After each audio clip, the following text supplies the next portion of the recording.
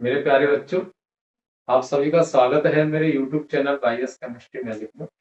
और आज हम यूनिट सेकंड के ऑब्जेक्टिवों को, यानी कि इसमें सत्य और असत्य हैं, और 5 ऑब्जेक्टिव हमने निकाल लिए हैं सत्य असत्य, जो कि एग्जाम में पूछी जाती हैं। तो हम इनको कर रहे हैं और आप इनको कवर कर लें। लिमिटेड ऑब्जेक्टिव करा रहा हूँ, आप उनको अवश्य पूरा कर लीजिए। देखिए, आणविक चालकता तनुकरण। तनुकरण का मतलब होता है पतला करना। तो यानी कि जब हम क्या करें, आणविक चालकता को क्या करें, तनुकरण करें, यानी विलयन को पतला करें, तो उस पर उसका मान यानी कैसा होगा, कम होता है। यानी पतला करेंगे तो तनुकरण करेंगे तो आणविक चालकता का मान इसमें कम नहीं होगा, ज्यादा होगा। तो ये हो गया हमारा असत्य। दूसरी बात है, अनंत तनुता पर वैद्युत अपघट्य के आयनों की आयनिक चालकता का मान निश्चित होता है। बिल्कुल निश्चित ही होगा, क्योंकि देखो, अनंत तनता पर वैद्युत अपघट्य पर आयनों की आयनिक चालकता का मान निश्चित होगा, यानी कि ये धनायनों और ऋणायनों की संख्या के ऊपर डिपेंड करता है।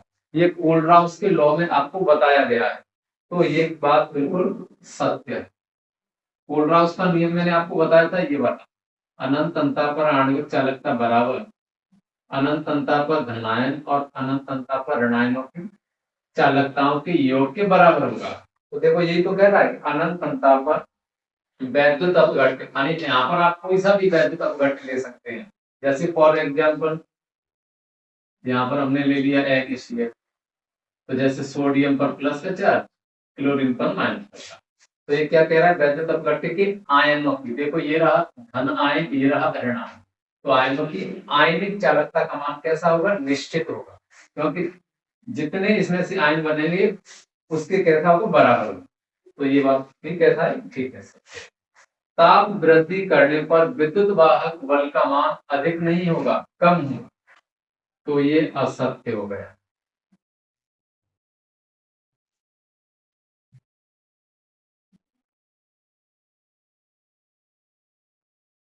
अगला है, वैद्युत अपघटनीय शैल में वैद्युत अपघटनीय शैल द्वारा रासायनिक ऊर्जा को विद्युत ऊर्जा, ये मैंने वैद्युत अपघटनीय शैल कराया था, उसमें बताया था कि विद्युत अपघटनीय शैल क्या करता है, विद्युत ऊर्जा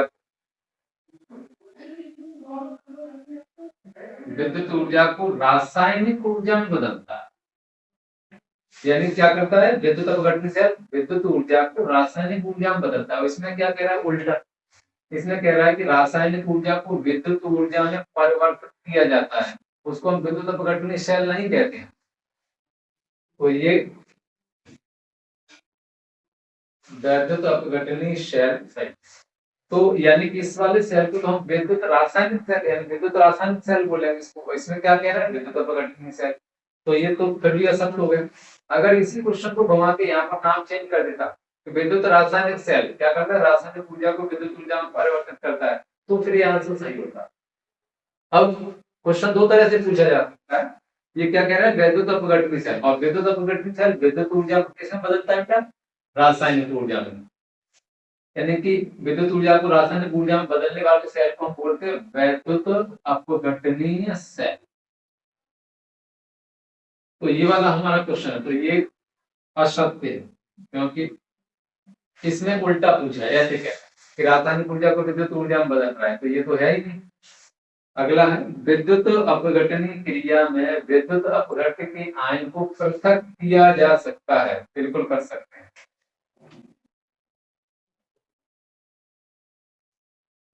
ये कैसा है, सत्य। अब ये सत्य क्यों है, देखो,